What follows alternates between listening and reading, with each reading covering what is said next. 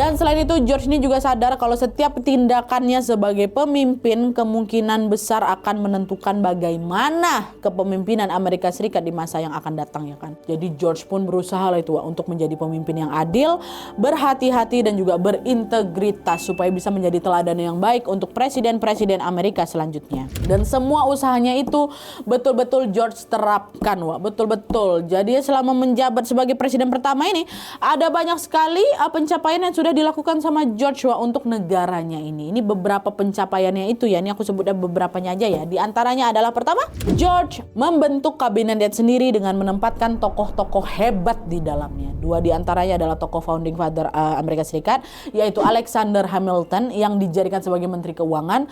Terus yang kedua adalah Thomas Jefferson yang menjadi Menteri Luar Negeri. Yang kedua, George mendukung pembentukan Bank Nasional pertama di Amerika Serikat, yaitu First Bank of the United States. Langkah ini dianggap sangat-sangat brilian karena mampu menaikkan nama Amerika Serikat di mata dunia, di mana Amerika Serikat ini dianggap punya sistem ekonomi yang kuat. Terus yang ketiga, George ini juga menjalin hubungan baik dengan negara lain dan tidak mau terlibat dalam konflik negara manapun. Bahkan George juga memilih untuk menghindari perang sama Inggris dengan cara menandatangani perjanjian Jay pada tahun 1795 yang isinya kedua negara Amerika Inggris wajib menyelesaikan segala sengketa dengan damai. Meskipun begitu, George tetap teguh sama kebijakannya demi bisa menjaga stabilitas negaranya.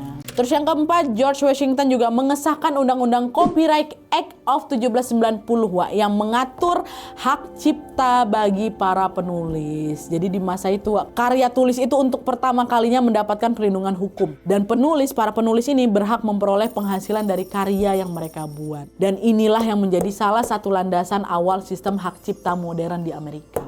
Terus yang kelima, George ini juga membuat kebijakan whiskey tax atau pajak untuk minuman keras sulingan pada tahun 1791. Nah, langkah ini diambil untuk memulihkan perekonomian Amerika pasca Perang Revolusi.